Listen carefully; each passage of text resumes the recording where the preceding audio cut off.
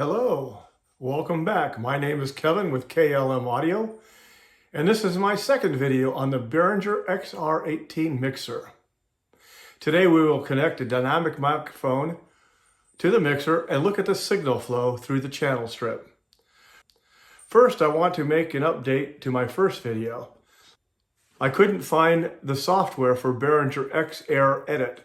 I found it, but it's in their downloads and it took me a while to find it. I will talk about it in my 14th video.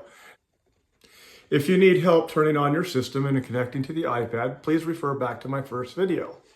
And of course, if you like what you see, please subscribe to my channel and ring the bell if you would like to receive notifications of my next video.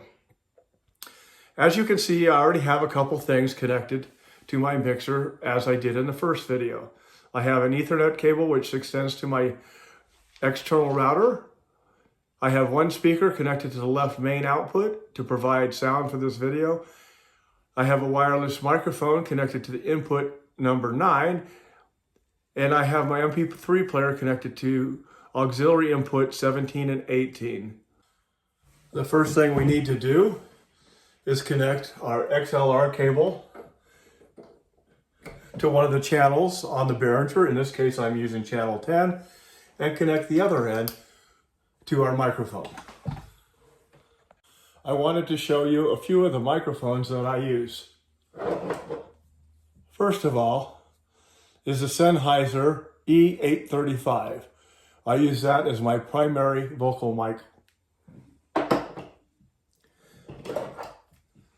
I have SM57 by Shure, which I use for instrument mics. I have the Behringer TP1500 for snares and toms. And I have two different mics for my kick drum, the Behringer C112 and the Shure Beta 52A. These are all dynamic microphones. I also have an E906 Sennheiser used for my guitar amplifier. Now we will go to our iPad, which I have the app located up. If you're not sure how, again, refer back to video 1. The first thing we'll do is select the vocal channel number 10. Then we'll select inputs. Since this is a dynamic mic, we do not need phantom power, so we make sure it is switched off, which it is. And then we want our high pass filter on to around, say, 70 for a male vocalist and maybe 120 for a female vocalist. Here is a look at a frequency chart that tells you the ranges for different frequencies of instruments and vocals.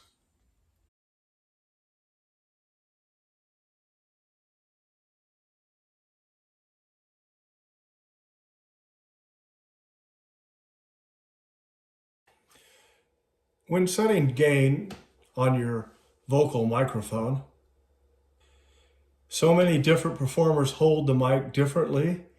Sometimes they cup over the screen, which is not good. Sometimes they don't hold it too close and we can't pick them up. Ideally, they should be 1 to 2 inches away from the microphone. So the first thing we'll do to set our gain on our vocal mic is select the vocal channel, select input, and as we're speaking into the microphone,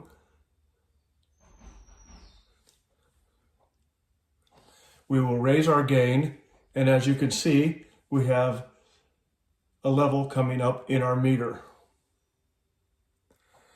I'm going to raise my fader to max and continue to raise the gain.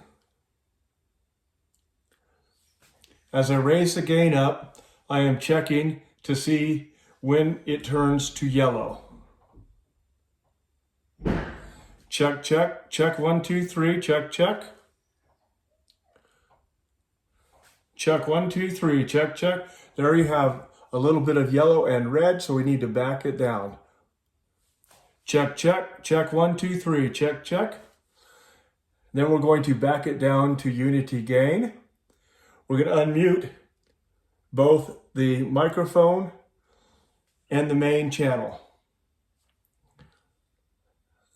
Now we're going to raise the main up until we get sound coming out of our speaker. And there you have sound. Here we're at a very safe level. We should not get microphone feedback during the show.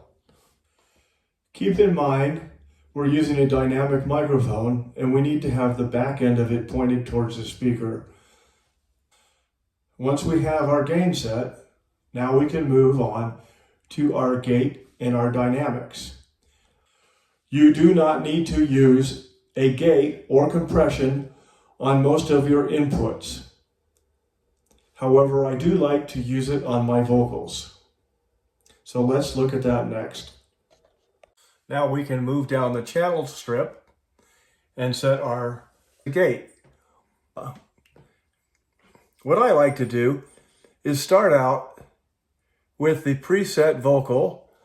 So you select the 3 dials over here, select vocals, select load, and you are now loaded in.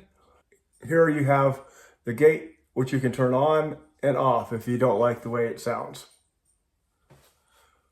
The next one in the system is dynamics, and I like to set compression. And again, I do the same thing. I select the 3 dials, I select vocals, I load it, and make sure that it's turned on. And that's a good starting place. If you need to adjust gate and gain later, you can do that. Not every channel needs compression and gate attached to it. As you see, there's different presets.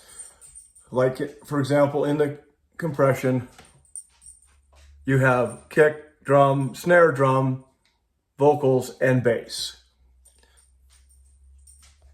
When in doubt, leave them off. The EQ section I use during performance to cut out bad frequencies and maybe to boost each different channel to help them be heard. However, the rule is to cut, not boost, to avoid feedback. For live sound, I do not use inserts.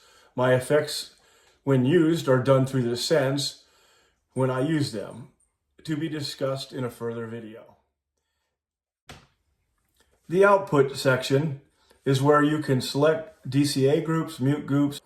I leave the pan in the middle since the 16 channels are mono, stereo is not needed. And you want the audience on the far left and the far right to be able to hear everything. This is my presentation on the channel strip using a dynamic microphone. This method can be used on all dynamic microphones. In this video, I use the Sennheiser E835 vocal mic. The next video, I will focus on the condenser microphone. Again, if you enjoyed this video, please subscribe to the channel and ring my bell to receive notifications of my next video in the series for the Behringer XR18. Thanks. I am Kevin with KLM Audio.